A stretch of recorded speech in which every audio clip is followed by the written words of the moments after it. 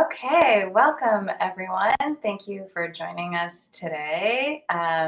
This webinar is called How to Get Your, Digital Engagement and Marketing Tips for Nonprofits. Woo, I need more tea today. My name is Kavita Dogra. My pronouns are she, her. I'm the Communications and Development Manager here at ONN. If you're new to ONN, welcome. We're the provincial network for Ontario's 58,000 nonprofits and charities, focused on policy, advocacy, and services to strengthen Ontario's nonprofit sector as a key pillar of our society and economy. If you are already a member of ONN, welcome back, and thank you for your support. Our public policy research and advocacy work would not be possible without you. If you experience any technical difficulties during the webinar, you can type the issue into the chat box and our team will respond as soon as possible. We encourage you to ask questions through the Q&A box. You're also welcome to share comments and learnings on social media. To answer our most common question, you will receive an email with the recording, slides, and resources from this webinar within a week. To ground our webinar today, I want to begin with acknowledging that we are meeting on unceded and unsurrendered land that has been inhabited by Indigenous peoples from time immemorial. The ONN office is located on the traditional territory of the Wendat, the Haudenosaunee, and the Mississaugas of the Credit.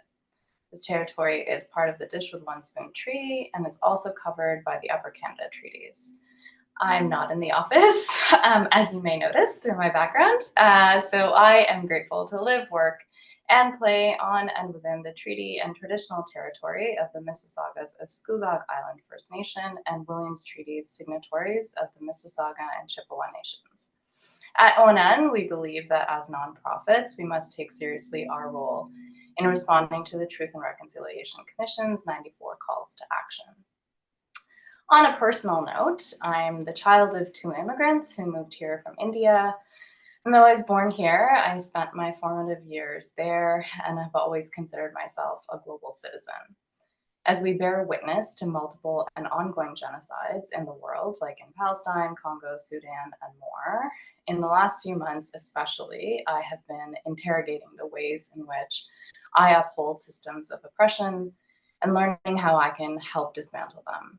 I've been thinking a lot about what it means for me to stand in solidarity with Indigenous peoples on Turtle Island, but also around the world, and how I can tangibly support ideas of land sovereignty and decolonization. Now, over to the topic at hand, digital engagement and marketing in 2024. I'll admit, I find it hard. I'm the Communications and Development Manager at ONN, and I find it hard to keep up with changing algorithms and trends for all the different platforms on which we connect with people. It feels like you found a good rhythm and engagement's high, and then something will change, and then it's crickets out there. So I know as nonprofits and charities, we have a lot of things to think about and work on. So sometimes digital strategy fades to the background, but we know it's really important to effectively reach the communities we serve. So how do we do it? Today, we'll hear from three experts who will cover email marketing, social media, and websites. So over to you, Caitlin, to get us started. Perfect. Thank you so much. It's a pleasure to be here today. And I will start by getting the technical parts up and get my presentation rolling. I'm here to talk to y'all about elevating your email strategy. Like Kavita mentioned, things change in our space on a regular basis. And I really wanted to be able to speak to narrowing it down and focusing on three things that we can easily change over, or at least try to change over to help your engagements. There we go. I'm the product marketing manager for Donor Perfect Canada. I've been with the company for about 2 years. But prior to my role here, I actually came from the nonprofit space. So I was an executive director for a small nonprofit. And that means I've sent hundreds of emails from Donor Perfect to organizations just like yours, and hundreds of emails to donors and constituents just like you are doing. I'm very passionate about what this can accomplish and how making small changes can really make a big impact. So I've broken this down into 3 steps. Step 1, planning and goal setting. Step 2, segmenting and optimization. And then step 3, executing and improving. When we start with step 1, we really have to think about planning and goal setting.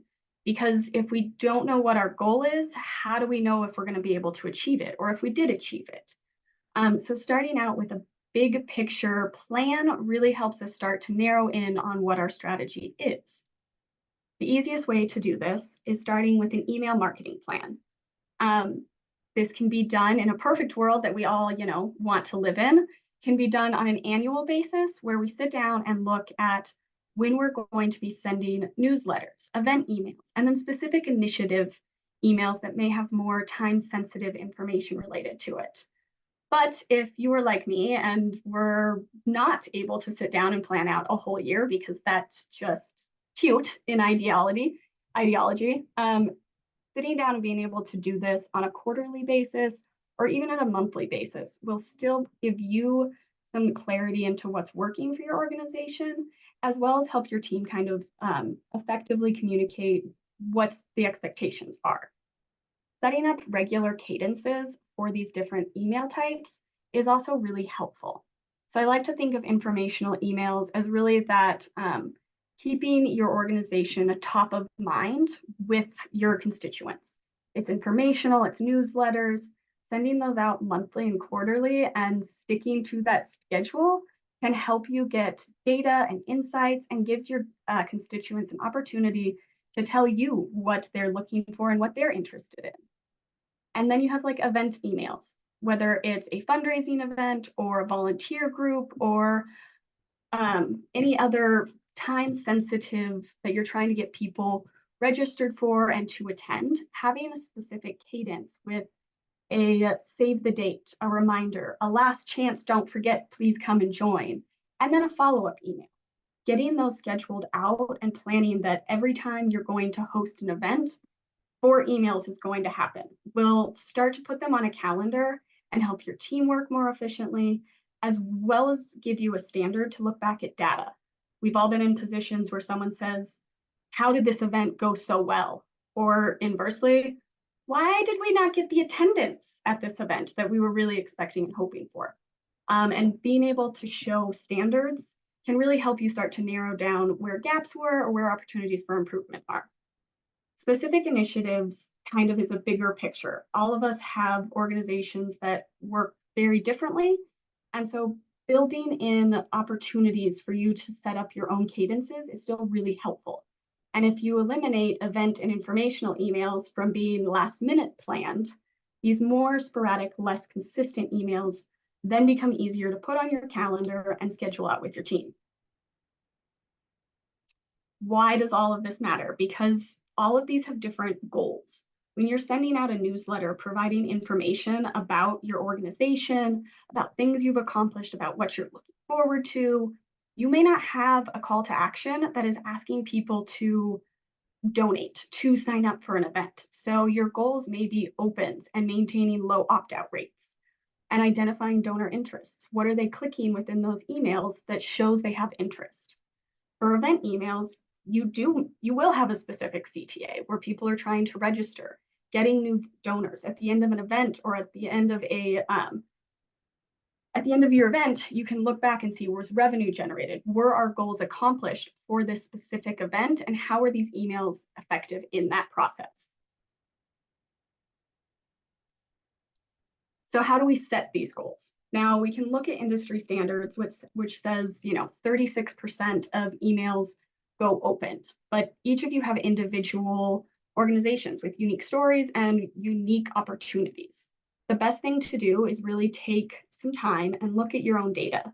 Whatever email system you're using, you can pull some of those reports and grouping your past emails into those kind of 3 categories or more if you can clearly identify an initiative versus another type of email that you're sending will help you look back and see what's effective, what worked, and what areas you have to improve on.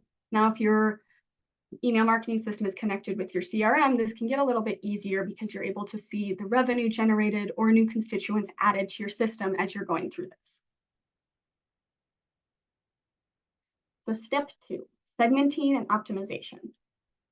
What do we really mean when we say segmenting? Segmentation is the act of dividing your donors into smaller groups based on shared information or common characteristics.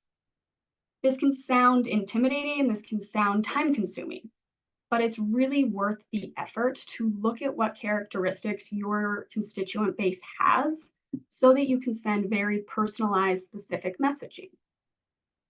When you send targeted, relevant emails, you have less unsubscribers that you've worked so hard to gain. You have more action and more engagement within those emails and higher online giving rates if that's your end goal as well. But you don't just have to take my word for it. A couple of years ago, Experian did a report that showed these personalized emails have a higher open rate by 11%. More importantly, though, they have a click-through rate of 27% higher. If you're asking someone to take an action and you're making it a personalized message, 27% higher option is a lot more important and gets you a lot more driven results. So now, how do we actually set up these groupings? If you're a couple groupings we can look at within a CRM is demographic. So you have age, family status, marital status. If you want to speak to a constituent that is a millennial or is a Gen Xer, they have different motivating goals and situations they can relate to. Saying something very specific to that generation can lead to a better click-through rate because they're being seen. You're able to, because they're being seen. If we look at geographic, many of you may have constituents outside your immediate area, but if you're talking about an issue that is very geographically specific, it may make sense to segment and break out those constituents to be able to send a very specialized message because they'll relate to it more. And then lastly, you have behaviors and programs. So when we look at how frequently people give or attending our events, these are areas that we can start grouping people and having conversations that are more meaningful. Talking to someone that has been to 4 events so far this year in March is different than someone that hasn't been to an event since 2022. And making that differentiation and being able to say, hey, the last time we saw you was in July of 22 at blank event. You can have a segment broken out with those people and invite them to another event. They'll know you know who they are. And as nonprofit people, we want to feel seen, and our constituents do as well. Within email groupings. So there's most emails systems come with open rates and click rates. You can easily pull this data and take a look at what is going on within those groups. With Constant Contact and Donor Perfect, you're also able to go one step further and look at frequency of engagement or list membership. So if you have a constituent that always supports causes related to, say, cats, every time you send out cat information, you ask for support with this, they jump on it, they respond, they donate, they show up, then you want to be able to keep them engaged with that.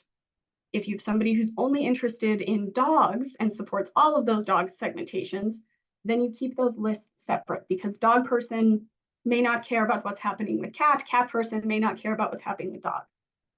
But you're able to take that a little bit further and be able to say, we've sent an informational email. We gave a nice update that we're sending to our entire database. That way everyone can keep us top of mind, know what's going on. The cat person who's only talked to and supported you about your cat mission suddenly clicks on a link that dives into what the dog option is going on. We're supporting all of these dogs and keeping them housed. Once they take that action through this integration, you can actually move them and add them to this list dynamically. That way you're keeping up to date with personalized information. And if they clicked on this dog link going to a landing page just talking about how the latest event really helped generate more dog beds and food bowls in your institution, okay? Then maybe that follow-up email can immediately say, hey, we have an upcoming event that also supports this cause. Would you be interested in joining? That's really the benefit of having those informational emails and then pulling these segments with your systems all connected, is you can keep that personalized messaging throughout the process. Then the fun part, design and copy best practices. So as we've talked about, things change within our space. I remember working in a nonprofit and sending out emails that were really long, really detailed, and that's not necessarily the case anymore. Really, what we have to think about is that 86.4% of the world's population owns a smartphone. 88% regularly are checking their emails on their smartphone. I know I'm definitely guilty of that. And that the average person spends 9 seconds on an email. So they are not in depth reading these things, they are scanning through, which means our design and layout is super important. And we can't just rely on your email provider resizing it and shrinking it down. We have to take strategic steps so that these are still digestible in mobile form. So we'll start with copywriting. Having an easy recognizable from name is really important. And this is counter to what I did a lot as a nonprofit professional, trying to make sure that when people saw an email, they associated it with a person. I thought that was a great way to go about it because they know me, they know my organization, they know it's not just a generic email. But that really puts us at a disadvantage. If we actually make the from name more generic and more associated with our organization, we have less of a barrier if that person leaves. Nonprofits have a really high turnover rate. We're all fairly familiar with that. And if someone leaves, you don't want to have to work twice as hard just to get an email open because somebody associates an email only with a specific individual. So keeping those info at, keeping it communications at, really can help your sustainability of your organization over a long period of time. Followed by making sure that the reply to email is actively monitored. You can try everything in the world to have CTAs pointing to your website, landing pages, donation pages, registration pages, and someone inevitably will try to respond to the email. And if that's not monitored closely, then their opportunity and desire to engage with you is really missed. So making sure that that's a monitor account is really important. And then minimizing our content from our header and subheader to our body. We're keeping a really short 25 lines of text really within your email is all someone's going to scan through and be able to ingest within those 9 seconds. Having a subject line that's 4 to 7 words and a subheader that really helps expand upon what they're going to be looking at will help people open the email, which is your first barrier. They're not opening it, they're certainly not taking any action. So starting with those couple of specific traits will help you get at least that first step of open rates. And then we have design. It's been found that people associate much more with colors than they do with actual images. So making sure that you're using your brand's colors within your email is really important. Even if you're putting your logo on something or using consistently pictures like this cute kitty, what people are going to associate with is the colors within it and your organization. So utilizing those will really help people have warmer feelings towards your email and towards your organization. Images, while they are needed to both break up your text and to help provide those warm feelings and ideas around what you're trying to accomplish, we want to keep it to a minimum of 3. If we start adding more than that, people don't exactly know where to read or what to look for. And the call to action is absolutely critical in breaking up those texts. You want to use color, spacing, and text size to really drive people to the action you want to see.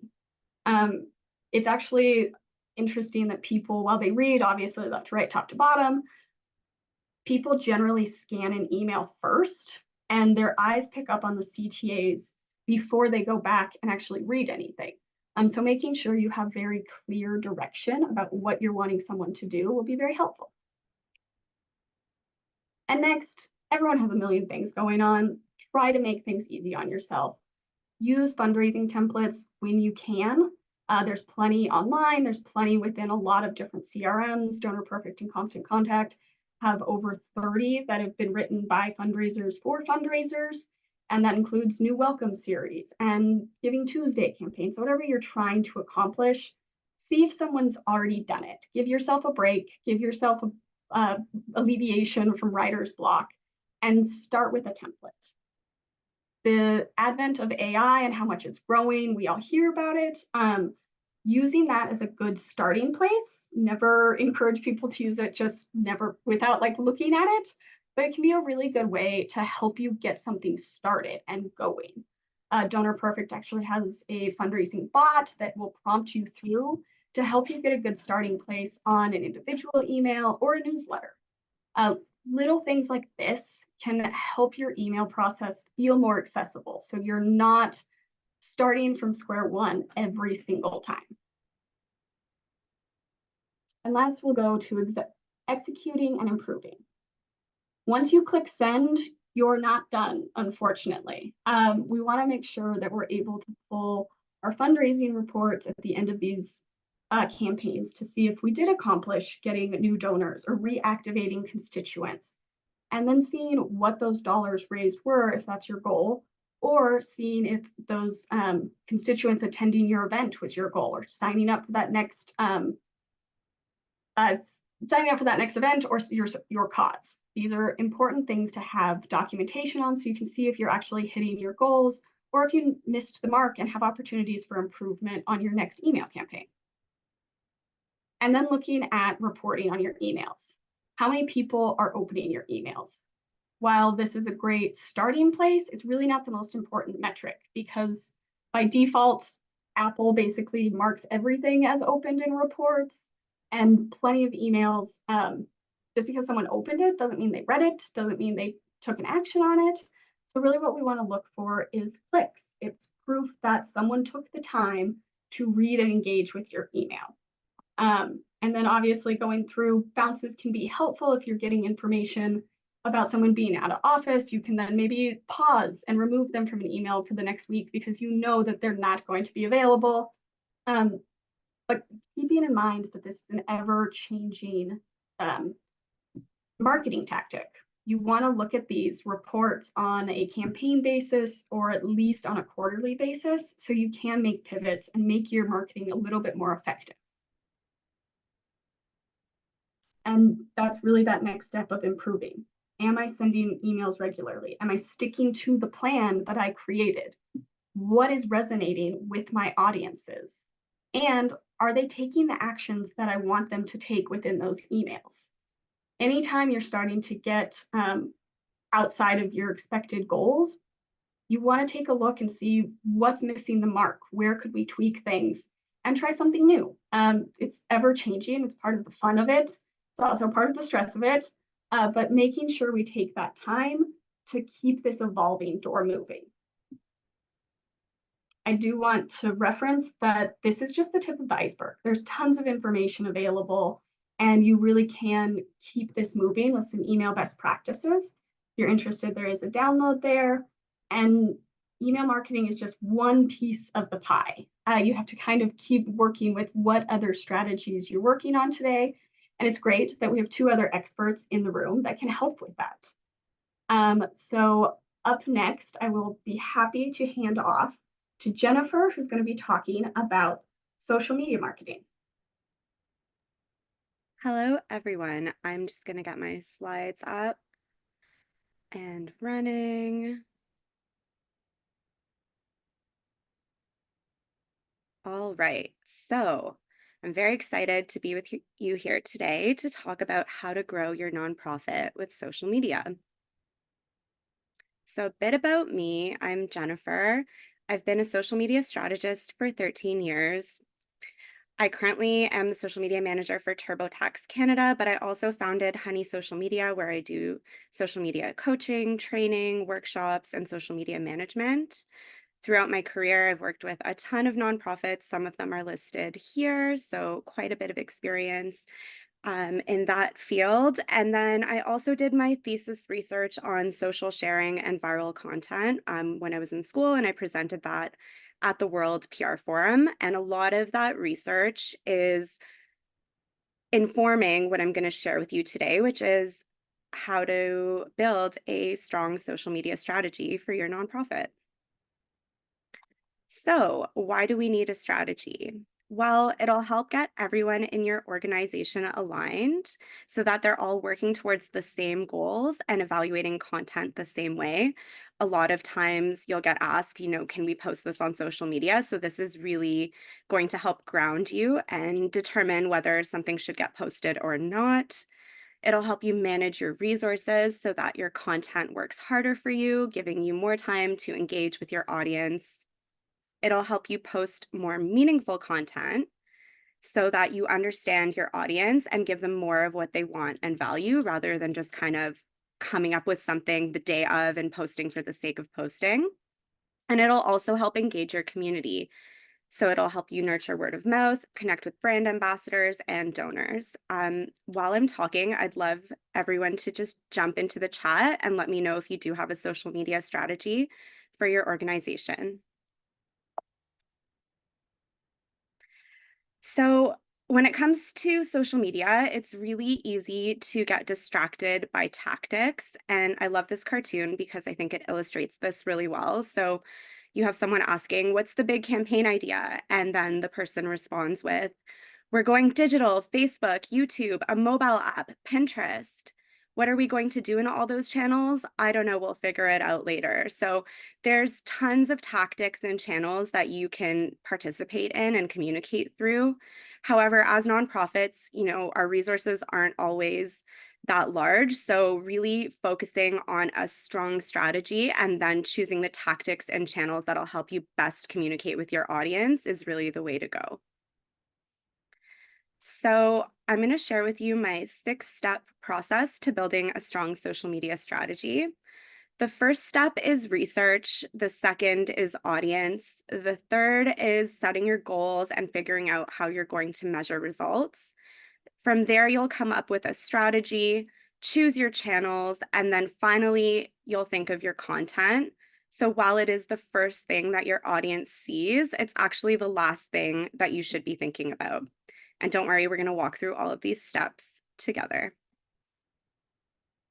So, research, the first step. And really, the goal is to transform any data or information that you have into insights. So, we talked about email data in the previous presentation.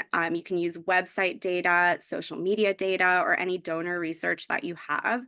But if you're really lacking in data, a great activity to do is a SWOT analysis. So just thinking through what are our strengths as an organization? What are some of our weaknesses? Where do we see potential opportunities? And what are some of our threats? Threats usually mean like other organizations or changes in the landscape that could be affecting how people donate. From that research stage, you're going to jump into audience, which to me is the most important piece for social media because social media is really about people, not brands. So we really want to learn about our audience to give them more content that resonates with them. And crafting good content really means giving more than you take. So we want to think about who we're trying to reach, and it may actually be different than who we're already reaching. And then going beyond demographics, so, Gen Z, this age, this location, but what are their goals as human beings? What are some of their challenges? And how can our nonprofit help them? Thinking through those questions, we're going to start to build out an audience persona going beyond just demographics. And I'll give you a few nonprofit specific examples from the Make a Wish Foundation. So we have 3 personas here. You have Eddie, the empty nest volunteer. He's really focused on giving his time, but he wants to know that it matters. Then you have Manuel, the millennial donor, who doesn't just want to give to institutions, he wants to give to solve problems. And then you have Vanessa, the young professional volunteer. She just moved to a new city and volunteering at Make a Wish really gave her a chance to make a big impact in her community and make friends who helped her feel at home. So you can see how these 3 different audiences have different goals as human beings and different challenges that they're facing in their lives, and how your nonprofit can come in and actually help them with opportunities to make friends and volunteer or giving to solve problems. So thinking through our audience through that lens really helps us create more powerful social media content and communicate our message to our audience in the right way. From the audience step, you're going to think about your goals, and it's really about that big picture. So, not just what you're trying to achieve this year, high level, but what are we really trying to do in the next 5 years or 10 years, and really looking at it from that bird's eye view. I've given an example here. So, let's say you're trying to launch your fundraising event in a new city. You also want to think about your goals through a measurement lens. So, launching your fundraising event in a new city is a great goal, but how are we actually going to measure that? So, your KPI that you set with it could be building a social media partnership with 3 ambassadors in that city by the end of the fiscal year. So, just really taking that measurement lens and not just setting goals, but making sure they're big picture goals as well as immediate goals and figuring out how you're going to measure them.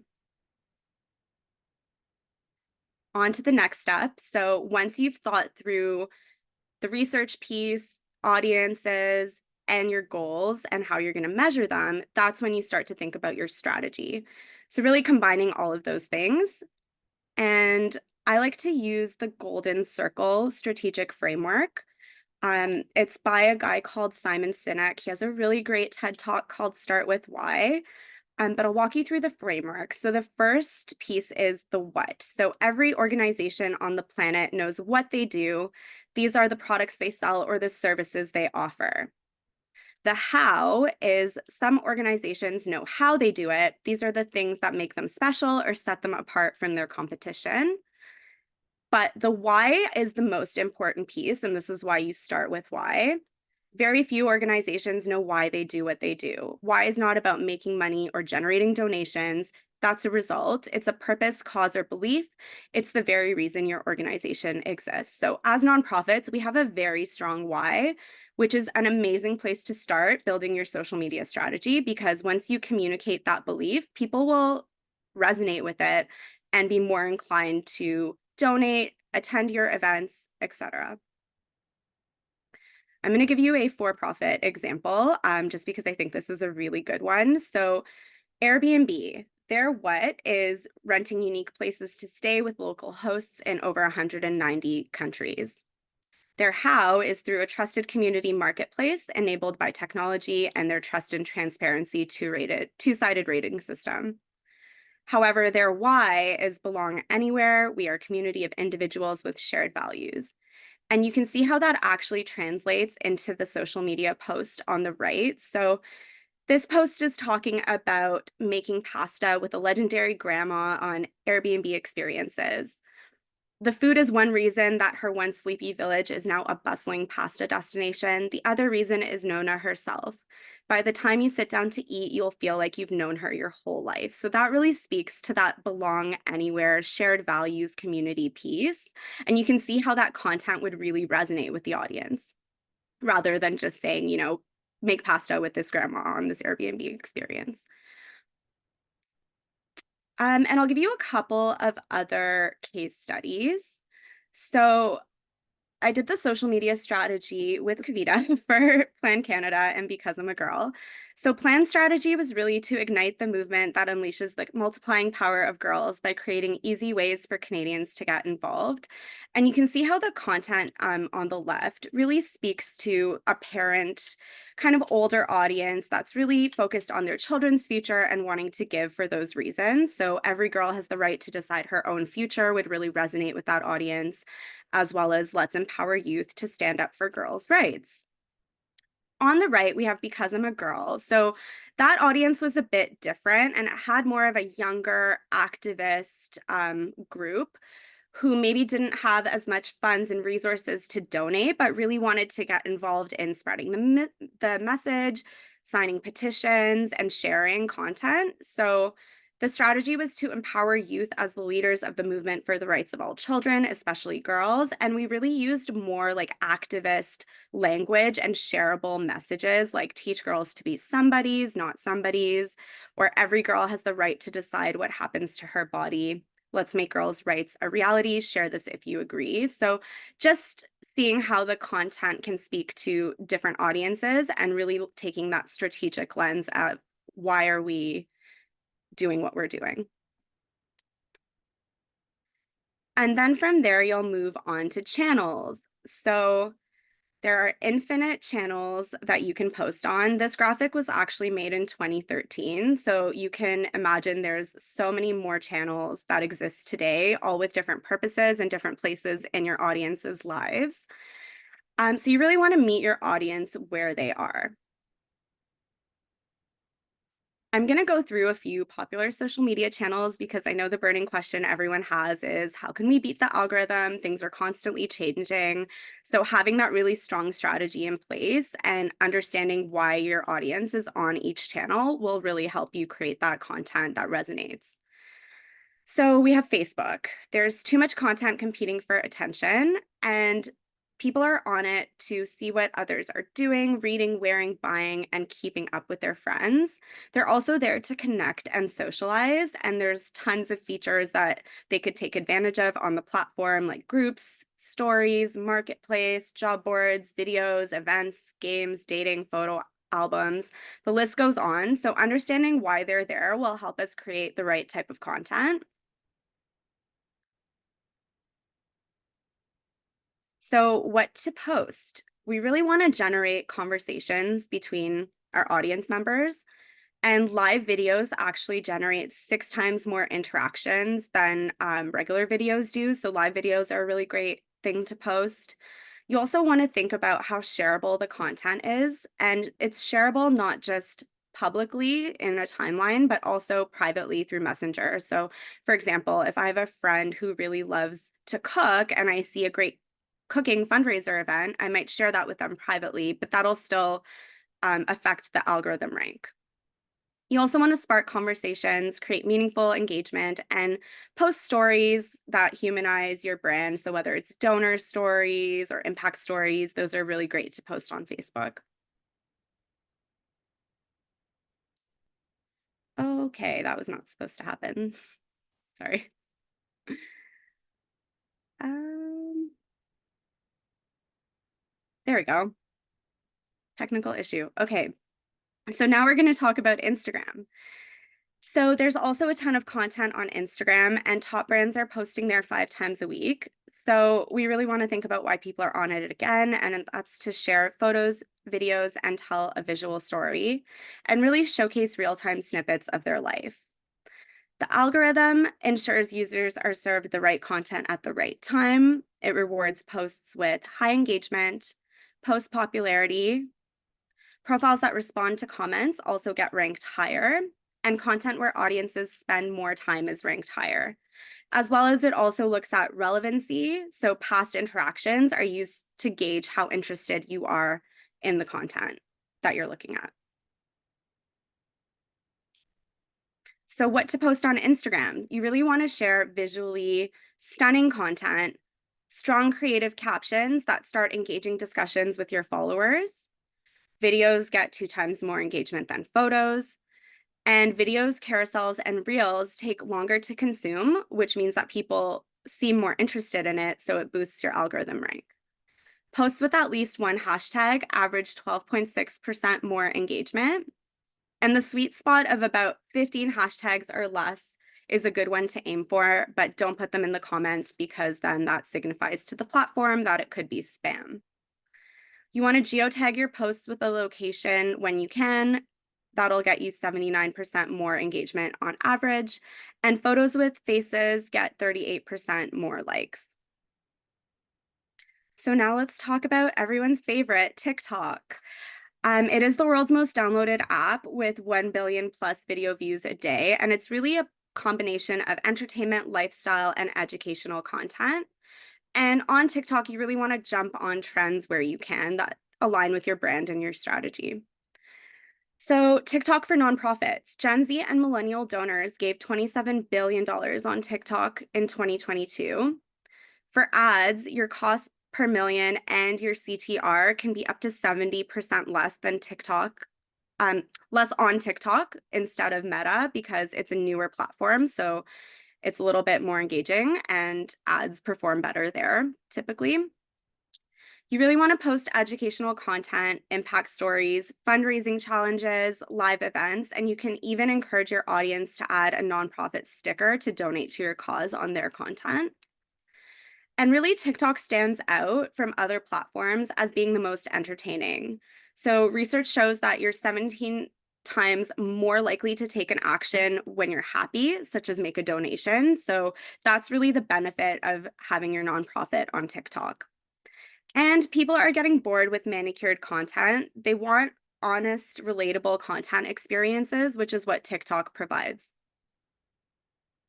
So now that we've gone through all of the steps and thought about our channels, that's when you can start to think about the content that you want to post. And it's really helpful to build out a content calendar for the month to map out all of your different content and how it's going to play out on all of the different channels. Some things to consider are, are there any upcoming events we want to put in the calendar or key dates for our organization? How is this content going to be designed? What is the look and feel of it? Is it going to be produced or is it a little bit more lo-fi and authentic?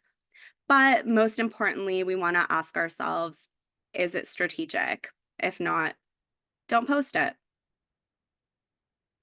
That's really it for me. If you have any questions, feel free to drop them in the Q&A, and you can also follow me on social media as well as Honey social media. And with that, I'll pass it over to Kristen to talk about websites.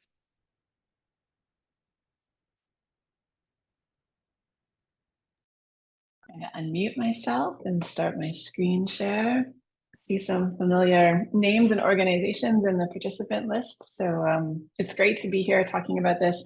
And I love how we are all on the same page. I think the common theme that I'm seeing as I'm listening to the other presenters is that we are basically all telling you to start with your organizational strategy and mission, then create your plan, and then move to content and design last.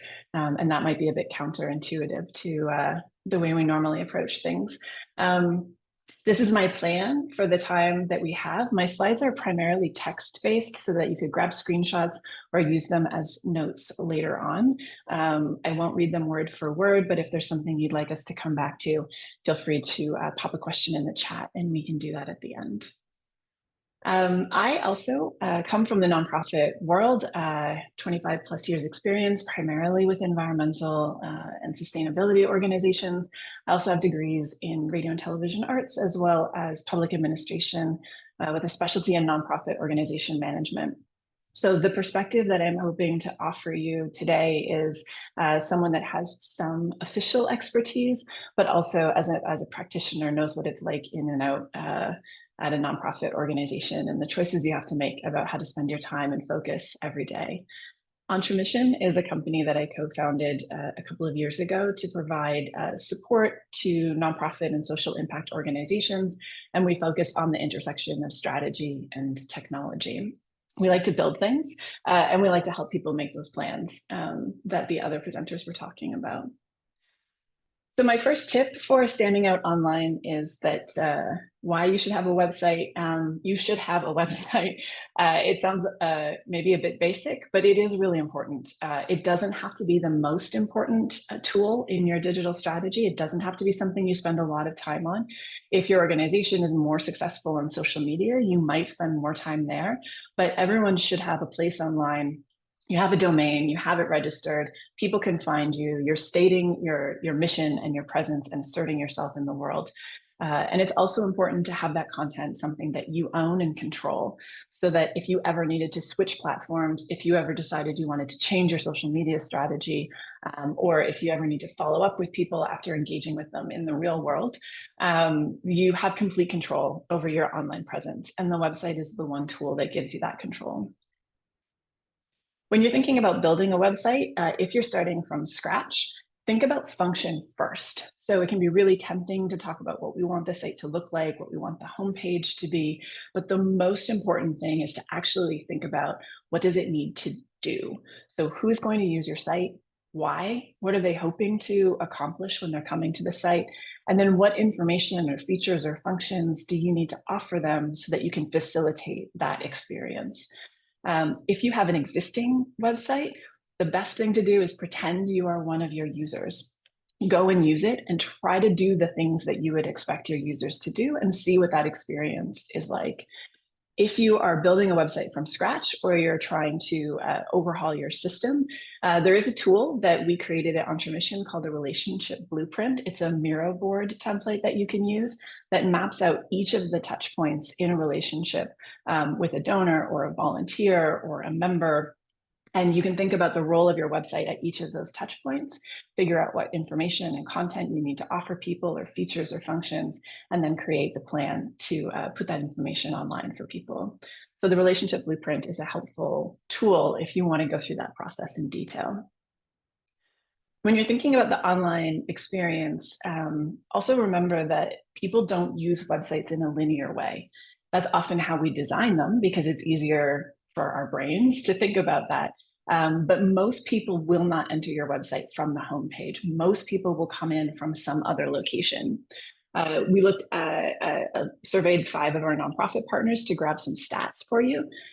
So on average, about 29% of the traffic to a nonprofit website is coming in through the homepage. All those other people are landing on articles or blog posts or about pages or donation forms. The low end, 16%, the high end, 44%. So less than half of the people coming to your website are having that same first page experience. Generally, the more traffic you have to your site, the more likely it is to be diverse. If you want to know where your traffic comes from, a little tip, if you use Google Analytics reports, engagement landing page, there's a pre-configured report there that will tell you how people are landing on your site. And that brings us to the third tip, which is look at your analytics. You don't have the benefit with a website that you have from an in-person conversation or even this webinar where we can see your chats and your Q&A. You don't get that real-time feedback from people when they're using your site. Analytics is the closest you can get to having a conversation with your site users, looking at what they're interested in, seeing what they're clicking on, seeing what they're spending time on. Those are the nods and the smiles. The feedback that you get that says that people are engaged, seeing where they're jumping out or not completing the activities the way that you thought that they would. And that tells you where you might need to make some improvements. So some common questions you might want to ask your analytics software or data is, are people finding our site? Is anyone even coming to this site? How many? What are they doing? Where are they coming from? Are they on desktop or mobile browsers? What type of technology are they using? And what are they doing when they get to the site? What are they reading? What are they spending time on? What forms are they filling out? What submissions or content are they providing to you? So really looking at that to understand who your users are and what they're doing. If you are using analytics, this screenshot uses data from the Google demo account, so there's no confidential information being shared here.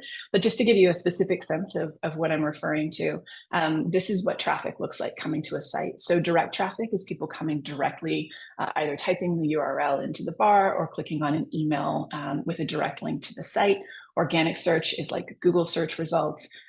Cross-network would be if you have multiple websites that you're managing. For nonprofit partners that we surveyed, search, direct, and referral are the top channels sending traffic to your websites. So those are the ones that are going to be the most important for bringing people to you. If you do paid advertising, search advertising, picture ads, social media advertising, advertising usually leaps to the #1 spot. It does work for generating traffic. The other thing that you want to look at is what people are using to look at your website. So this is an interesting question for nonprofit organizations.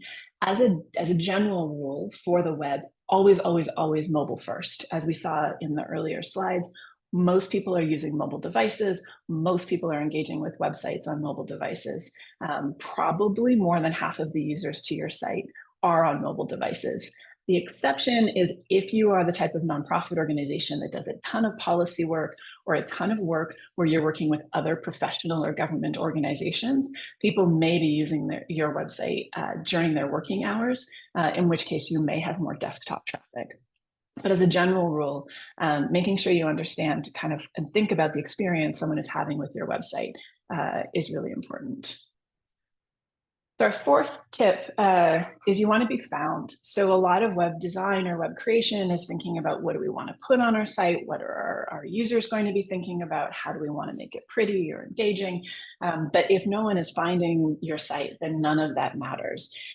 And it is not magic, and it is not a meritocracy. So people won't find your site because it's beautiful. They won't find it because you have fantastic content. They'll find it because you've optimized the site to ensure that people find it. So that means planning and creating the little snippets that people see when they type in questions into Google search. It means creating the images and the summary paragraphs that are displayed when people text a link to their friend or share one of your pages on social media. It means having a site that is fast. If your site is slow, no matter how beautiful it is, it's going to rank very low in search results because the search engines will consider it to be not a satisfactory experience. If you want to know how you're doing and how findable your website is, we recommend Ubersuggest. It's a free tool for one account. You can create an account, plug your domain into it, and run a test on your website and see how well you're doing. And it will also provide you with specific tips or recommendations on what you might need to fix or change on your site in order to perform better in search results. For optimization, Yoast is a very popular tool. It also has a free version. Here are some screenshots from the back end of the Entremission website to give you a sense of what it looks like. So when you're creating content for the web, you don't write the article or make the video and post it and you're done. There's this whole other step that's involved in creating the optimized information that gets it to search engines, gets it to social media channels. So here's the type of information that you would see where you customize the name that appears in search results, the snippet of information, the image that appears on social media, the blurb that appears on social media. All of this is work that you're doing with each post to control or shape what people are seeing on the internet. And the last tip that we have, this is the part where you get to make art and do the fun stuff. And it's to remember that you're making a connection. As we've covered in the other presentations, you are talking to humans and real people. And so even though it can feel very technical sometimes, this really is about making an emotional and personal connection with the people who are using or consuming your site. Even if it's professional, you're still empowering, you're still informing, you're still encouraging, there's still an emotional component to the work that's being done. So once you know what you want people to do, the question becomes, what is the content and how do we present it in a way that facilitates the experience? Is video the right tool for us? Are we written word people? What is the simplest and most effective and most compelling way to deliver our message to the specific individuals who are going to be using it and consuming it and engaging with us? So making the connection is the last and a very important step in the process. The last thing I'm going to leave you with is just a couple of things to think about that are very of the moment, 2024.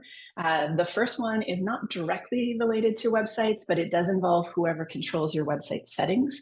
So for anyone who's trying to send out bulk emails or emails to the public, just flagging for you that there's new authentication rules that came into being in February of 2024. So you do have to configure the settings to ensure that you're not getting caught up in spam traps. It's a very big change. It doesn't take long to update the settings, but if you don't have it configured, your domain may not be sending out those MailChimps or the emails that you think you're sending out to the world. So just wanting to make sure that that's on your radar screen. Accessibility, especially in Ontario, with the goals to be fully accessible by 2025.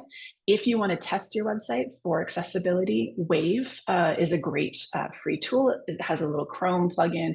You can run your site and it will tell you where your site meets or doesn't meet accessibility standards.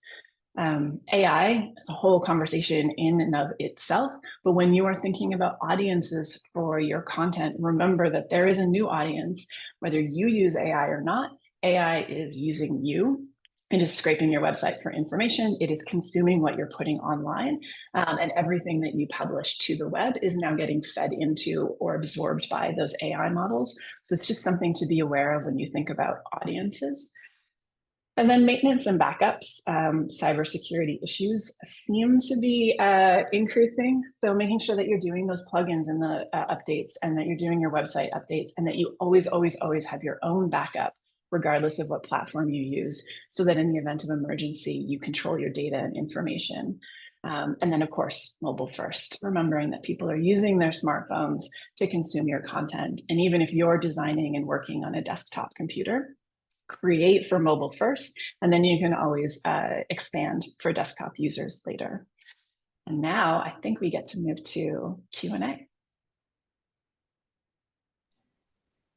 Okay, thank you. I feel like we rolled through a lot of really amazing information really quickly, and we don't have a lot of time for Q&A, but let's go really quickly. Jennifer, any tips, do's and don'ts for launching TikTok for nonprofits? Yeah, I think it's, again, just thinking about your audience. What are their goals and challenges, and how can we help them? I think it's important to think through the types of content you're posting. So not just posting for the sake of posting, but speaking to that audience in a way that resonates, looking at some trends that are happening and seeing how we can kind of shift them to meet our nonprofit needs, and just experimenting and honestly thinking outside of the box. Because you can make it entertaining while still sharing your mission and impact. Okay, sounds good. Then we have a question from John. Could you comment on, oh no, questions are coming up as I see them out loud. Could you comment on how to create curiosity to get people to open or spend time on your communications? That is definitely the ultimate question that we're all trying to get at. And I think the most important thing to start with is, who are you trying to communicate with? Because a Gen Z or millennial may respond really well to emojis in their subject line, where older generations may consider that this is spam, it's not communicating what I need to understand. So starting with who you're trying to talk to will help lead you down how to speak to them in a way that makes them resonate and interact with your email. Anyone else want to say anything about that? I think that's fair.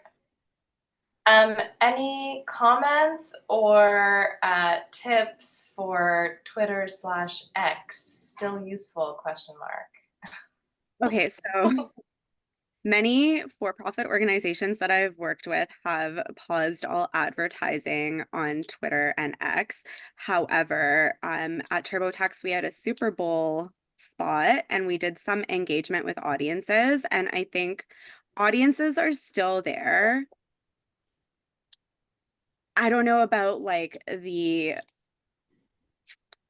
values alignment of the platform, but if your audiences are there and they're using it and it's a way to speak to them for a good cause, like I'd say try it out if your organization is okay with the risk. Fair enough. Kristen, what did you mean by AI? There's now quote audience for ChatGPT. I'm not sorry, there's like a typo in the question, so I'm not 100% sure what they're asking, but I think they're a little bit perhaps worried about the AI audience. So normally we think of the content we put online as being read by the people that we're putting the content online for. But these models are being trained and learning from information that is on the web. So if you are an expert in a particular policy area, then the AI is going to be looking at your site and grabbing and absorbing that information from your site in order to learn and to train. And if you want to see an example of what I mean, try to ask ChatGPT or some similar tool for your individual bio, if you have a public profile, or for information about your organization or a key issue that you or your organization work on, and see what information you get. Organization bios are likely to be very similar to what's on your website because that's where the information is coming from. And you may find that the policy or issue information is not at all what you would hope researchers would find while they're doing their research. So thinking about that audience. Great. Okay, so we'll do one last question in the last 30 seconds that we have from all of you. Any tips for small nonprofits? We have one comms person. Maybe that comms person is comm/fundraising/events, and they may not even have a CRM. Any just general tips, and then we'll wrap up. I'm happy to at least provide 2 cents for that. I worked in that space. I was the single employee. So my recommendation is take the time to plan, even though it's just you. That time spent in all of our presentations, it was strategize, make a plan, then go. A lot of times we default to thinking that's for bigger organizations with more people, keeping them coordinated, but it will save your sanity tenfold when you have processes set up that you don't have to think about. It's one less thing for you to have to create the wheel on. I'll echo that, like do the work up front so that you can just execute and get as much stuff done as possible. If it's doing a strategy and planning all of your content in one day for that week, then the rest of the week can be spent doing other things rather than every day spinning your wheels trying to think of what am I going to post. On the website end, anything to say, Kristen? Just I was looking through the questions in the chat. I feel I like know there's there's so many much. questions. I'm so sorry There's that we don't have so the much here to opportunity see. Yeah, if anyone has any follow-up questions, feel free to reach out to me directly. I'm Kristen@entremission.com, and the information will be in the slides. I'm happy to answer any direct questions from the presentation. Okay, well, thank you all. So thank you, Caitlin and Jennifer and Kristen. Again, your insights were super helpful. Thank you, everyone, for joining us today. Hopefully you found this helpful. I think based on the chat, you did, and you wish we could answer. We wish we could answer so many more questions that you have. And we'll hopefully see you at our next event. Thank you so much. Have a good afternoon. Bye.